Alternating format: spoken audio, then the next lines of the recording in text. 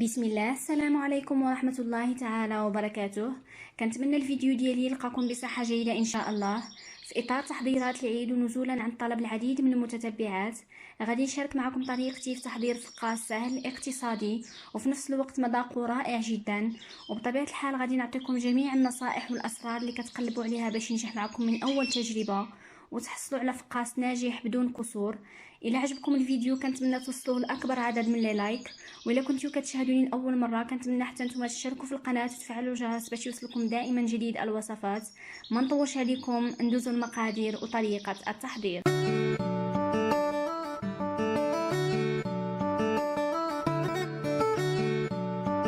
في المقادير عندنا تقريبا 650 غرام من الدقيق اللي يكون مغربل من قبل، يقدر يكون اقل ولا اكثر شويه على حساب نوعيه الدقيق وحجم البيض. هنا عندي خليط ما بين الزيت النباتيه والزبده المذابه، درت نصف كميه زيت ونصف كميه زبده. في المجموع عندي كاس بقياس العنبه، كاس بقياس العنبه ايضا من السكر حبيبات. هنا عندي واحد الكميه من الحليب اللي ضفت عليها القليل من الماء الزهر. في المجموع عندي ربع كاس بقياس العنبه. بالنسبه للناس اللي ما كيبغيوش ماء الزهر يكتفيو غير بالحليب. 4 ديال الحبات من البيض، ملعقه كبيره ونصف من نافع او حبه حلاوه، 5 ديال المعالق كبار من السمسم او الزنجلان، 10 غرام من الخميره الكيماويه او بيكنج باودر ما يعادل ساشي ونص. هنا عندي رشه ملح، اما هنا فعندي واحد الساشي ديال الفاني. بسم الله، نبداو على بركه الله. اول حاجه غادي نقوم بها هي اننا غادي نوضعوا الحبات من البيض في الاناء فين غنخدموا. بسم الله.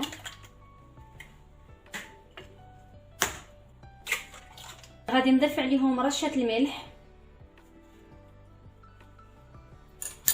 السكر حبيبات، ساشي ديال الفاني،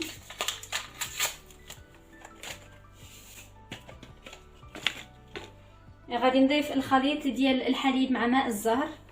كيف ما سبق لي وقلت لكم تقدروا تكتفيو غير بالحليب فقط على حساب الرغبه ديالكم. غادي نخلط هاد المكونات مع بعضياتها بالاستعانه بالطراب الكهربائي. تقدروا توضعوا هاد المكونات كامله اما في الخلاط الكهربائي اولا تقدروا تستعملوا غير الخلاط اليدوي على حساب الرغبه ديالكم، على حساب متوفر عندكم.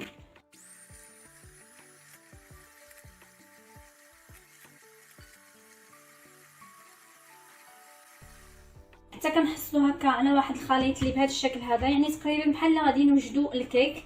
غادي نضيف عليها الخليط من الزيت والزبده المذابه. تقدروا تكتفيو غير بالزيت النباتي على حساب الرغبه ديالكم. انا كنفضل انني ندير خليط ما بين الزيت والزبده لانه في نفس الوقت كيجي مقرمش وهشيش. غادي نخلط هاد العناصر مع بعضياتها مره اخرى.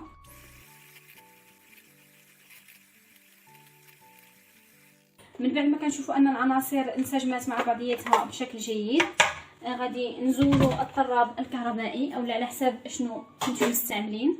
غادي نضيف في هذا الاثناء النافع او حبه حلاوه، الزنجلان، وغادي نبدا كنخلط هاد العناصر بالاستعانه باليد ديالي.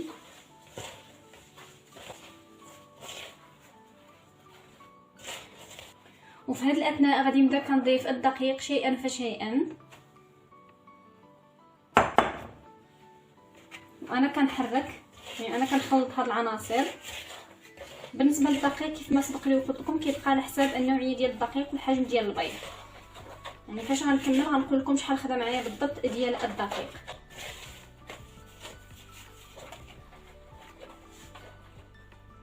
غادي نبقى كنزيد الدقيق شيئا فشيئا وانا كنجمع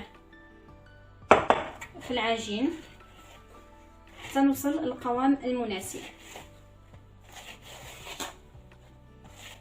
في هذه الاثناء فانا غادي نضيف الخميره الكيماويه او بيكنج باودر.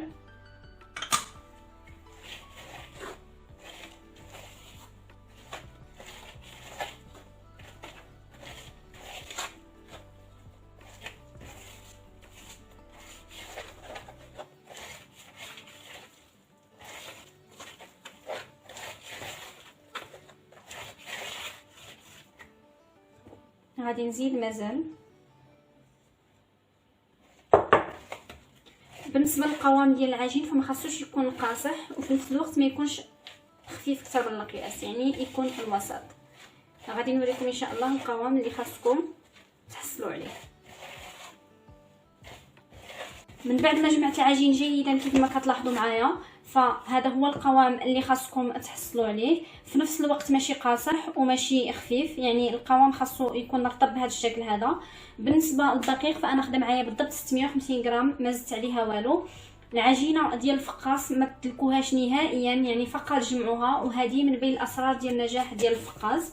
غادي ناخذ العجين وغادي نوضعو هكا فوق سطح العمل. كيف ما لاحظتوا معايا فانا جبت هنايا الميزان، وتقدروا تستغناو عليه على حساب الرغبه ديالكم. انا غير كنبغيهم انهم يجوني متقادين. غادي نشعل هكا الميزان وغادي نحاول انني نقسمهم يكونوا متقادين. غنشوف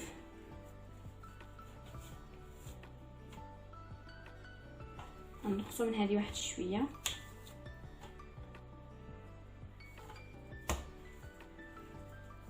من بعد ما شكلتهم هكا كرات اللي هي متساويه، فانا غادي نجيب اول وحده وغادي نبدا هكا كنشكلها على شكل حربول، وغنحاول انني نشد الى لقيت شي تشققات فيها هكا باش كيجينا الفقاص ديالنا مقاد وما كيتشقلناش في الفرن. كنتمنى انكم تتبعوا جميع النصائح اللي غادي نعطيكم اليوم باش ينجح معكم ان شاء الله الرحمن الرحيم من اول تجربه وما يتكسرش معاكم. هانتوما كيف ما كتلاحظوا فانا كنحاول ما امكن انني نشد التشققات اللي في العجين. بالنسبه للفقاص الا بغيتوه كبير فانتوما تكبروا الحربول ديالكم، بغيتوه متوسط ولا صغير يعني على حساب كل واحد والرغبه ديالو. هانتوما كيف ما كتلاحظوا. كيف ما لاحظتوا معايا هنايا فانا جبت الصحن اللي غادي ندخل الفرن، اللي من الضروري انكم تفرشوه بالورق ديال الطبخ. من الاحسن انكم ما تدهنوش بالزيت وتحطوا عليه، لانه فاش غادي ندهنوه بالبيض فهو يقدر يلتصق لكم ويتفرت لكم فاش تبغيو تهزوه. يعني من الاحسن انكم تفرشوه بالورق ديال الطبخ. هانتوما كيف ما كتلاحظوا من بعد ما شكلت هكا هذا الحريبل هذا فانا غادي نوضعه في الصحن اللي غادي ندخل الفرن. هانتوما غادي نجيب ثاني وحده بنفس الطريقه غادي نشكلها. كما شفت شي تشققات فانا غادي نحاول نشدهم. طريقه اللي هي سهله جدا، يكفي انكم تبعوا النصائح وان شاء الله الرحمن الرحيم غادي ينجح معكم. هانتوما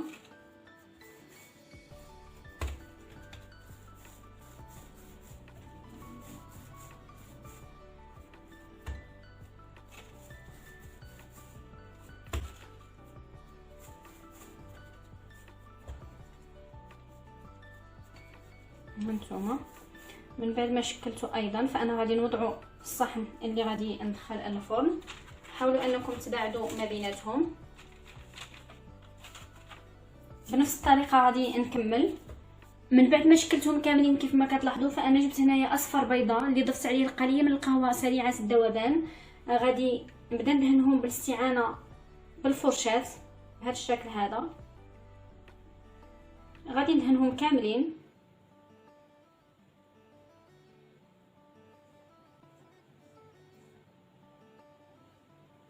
من بعد غادي نجيب هكا واحد الكوردون عود الاسنان وغادي نبدا كنشكل هكا ثقوب، يعني كل وحده غادي ندير فيه تقريبا 3 بهذا الشكل. من بعد غادي نجيب هكا واحد الشوكه فورشيط وغادي نبدا هكا كنشكل هكا غير خطوط اللي هي بهذا الشكل.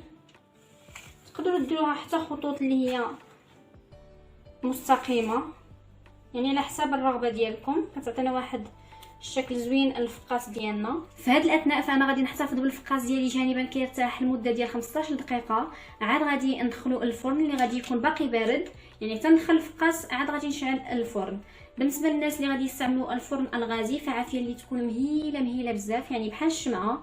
اما بالنسبه للفرن الكهربائي شعلوه من اسفل فقط على 150 160 درجه ماشي اكثر، هكا باش كيطيبنا على خاطرو على المهل وما كيتشققناش في الفرن. هاد النصائح اللي كنعطيكم فهي مهمه جدا لانجاح الفقاص. كنتمنى انكم تتبعوها بادق التفاصيل ديالها باش ينجح معكم ان شاء الله الرحمن الرحيم من اول تجربه. اما بالنسبه للمده ديال الطهي فهي على حساب الفرن ديال كل واحد فيكم، ما بين 25 30 حتى 35 دقيقه. يعني مره كنأكد ما تغفلوش عليه، مره وطلعوا عليه غير تشوفوا انه بدا كيذهب هكا من الجوانب ومن الاسفل، غير الذهب ماشي تحمر، غادي تشعلوا عليه واحد شويه من الفوق، يعني تقريبا واحد 3 دقائق على ما كيشد راسو، وغادي تخرجوه. اما الا لاحظتوا اثناء الطهي ان الفرن ديالكم سخن بزاف، فانتم حاولوا انكم تنفسوا الباب، يعني حلوا عليه الباب واحد شويه باش كيطيب لنا مزيان وما كيتشقناش. غادي نخليكم في هذه الاثناء ونرجع معكم بعد ما نخرجوه من الفرن. من بعد ما دازت المده المحدده وخرجت الفقاس ديالي من الفرن، انا غادي نحاول نوريكم. راه باقي سخون، ها نتوما هذا هو اللون اللي خاصكم تحصلوا عليه، يعني غير كيذهب اللون ديالو وكيشد راسو وكنخرجوه. انا تقريبا خدا معايا 30 دقيقه على عافيه اللي هي مهيله. انا استعملت الفرن الغازي. غادي نجيب السلوفان. كاينين جوج ديال الطرق، يا اما ديروه مباشره في البلاستيك الغذائي يعني السلوفان، ولا تاخذوا واحد المنديل اللي يكون مبلل بالماء وتعصروه مزيان بين يديكم وتوضعوه عليه وعاد ديروا البلاستيك. انا غادي نديرو مباشره السلوفان. هذه من بين النصائح حتى هي اللي هي مهمه باش كينجح معكم. هكا كيرجع فيه العرق ديالو، وفاش كنبغيو نقطعوه ما كيتهرسناش. يعني كل وحده بحال هكا غادي نوضعها هكا في البلاستيك الغذائي بهذا الشكل هذا كيف ما كتلاحظوا. غادي نجمعها هكا جيدا بهذه الطريقه. هذه ما كنحتاجوش نهائيا اننا نبيتوه، كياخذ غير واحد 4 ديال الساعات ونقدروا نقطعوه، ولكن ماشي اقل من 4 ديال الساعات باش ما يتفرس لكمش نتوما كتقطعوه. يعني غادي نستمر بنفس الطريقه وانا كنجمعهم هكا كاملين بهذا الشكل هذا. من بعد ما غلفتهم كاملين بالسلوفان كيف ما كتلاحظوا معايا، فانا غادي نحتفظ بهم جانبا المده ديال 4 ساعات. كيف ما سبق لي وقلت لكم فانا ما كنحتاجش نهائيا انني نبيتهم. من بعد غادي ندخلهم المجمد الكونجيلاتور لمده ديال نصف ساعه، عاد غادي نخرجهم ونبدا نقطع الفقاس ديالي. وهذه حتى هي كتبقى كنصيحه باش كينجح معكم وما كيتفرت لكمش نهائيا فاش كتبغيو تقطعوه. غادي نحتفظ به المده المحدده وغادي نرجع معكم ان شاء الله. من بعد ما دازت المده المحدده فانا جبت الفقاس ديالي وغادي نبدا كنقطعو. حيدت الاول وحده السلوفان، وجبت هنايا بطبيعه الحال واحد السكين اللي خاصو يكون حاد، وغادي نبدا كنقطعو بهذا الشكل هذا.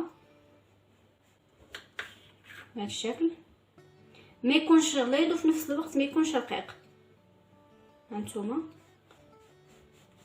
كما كتلاحظوا معايا في الفقاس ما كيتكسرش معنا نهائيا.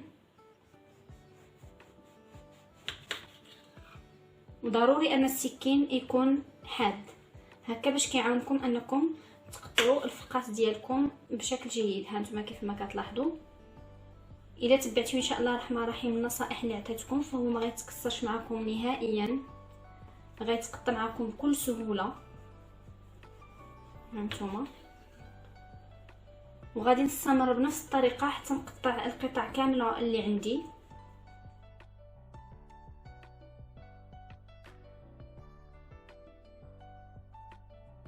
من بعد ما قطعت الفقاس ديالي كامل كيف ما كتلاحظوا فانا وضعتهم هكا في الصحون اللي غادي ندخل الفرن اللي فرشتهم بالورق ديال الطبخ. المقادير اللي انا عطيتكم اليوم فهي عطاتني هاد الصحنين بجوج بالاضافه لصحن اخر من نفس القياس. شوفوا الفقاس ديالنا كيفاش جا بعد ما قطعناه. هانتوما كيجي تبارك الله مجعب ما تكسرش معنا نهائيا. الا تبعتيو النصائح ان شاء الله الرحمن الرحيم فهو غينجح معكم من اول تجربه، والوصفه غادي تولي ان شاء الله معتمده عندكم. بالنسبه للطريقه ديال الطهي ديالو فهي جد سهله، كيف ما طيبناه المره الاولى غادي نديرو حتى هاد المره هذه. بالنسبه للناس اللي غيستعملوا فرن غازي عافيه اللي تكون مهيله بزاف، انا غادي نشعلو يعني عادي وغادي نوضع الفقاس من الاسفل، يعني العافيه تكون من فوق الفقاس. بالنسبه للناس اللي غيستعملوا الفرن الكهربائي نفس الطريقه، يشعلوه من الاعلى فقط على 150 160 درجه ماشي اكثر، هكا باش كيطيب على خاطرو وما كيتبوقناش من الوسط. كيف ما كتلاحظوا هانتوما راه كيكون باقي فيه واحد شويه ديال الخضوريه باش ما كيتبوق لكمش في الفرن، فانتوما شعلوه غير على المهل يعني بالطريقه اللي قلت لكم. غادي نخليه حتى كيطيب من الجهه الاولى ومن بعد غادي نقلبوا الجهه الاخرى باش كيتحمر على خاطرو، وغادي نرجع معكم ان شاء الله باش نشوفوا الشكل النهائي. من بعد ما طاب الفقاس ديالي على المهل وخرجته من الفرن فهو كيجي على هذا الشكل هذا. كيف ما كتلاحظوا كيجي رائع جدا، ناجح 100%. حتى الا كنتي مبتدئه وما عمرك ما درتي الفقاس فهاد الوصفه غادي تنفعك بزاف انا متاكده، وغادي تولي معتمده عندك، خصوصا اذا تبعتيو جميع النصائح اللي عطيتكم اليوم، فغادي تعطيكم واحد النتيجه اللي هي مرضيه بزاف، فقاس بدون قصور بدون اي ضياع. كنتمنى انكم تجربوه ان شاء الله الرحمن الرحيم في اقرب وقت. وبهذه المناسبه كنتمنى للجميع عواشر مبروكه وعيد مبارك سعيد ان شاء الله الرحمن الرحيم بكل المتمنيات. اذا كانت هذه اول مره كتشاهدوا فيها القناه ديالي فكنتمنى انكم تشتركوا فيها وتفعلوا الجرس باش توصلوا دائما بجديد الوصفات. وبطبيعه الحال الى عجبتكم الوصفه والفيديو ما تنساوش تضغطوا زر لايك. نتلاقاو في فيديو مقبل ووصفه جديده ان شاء الله.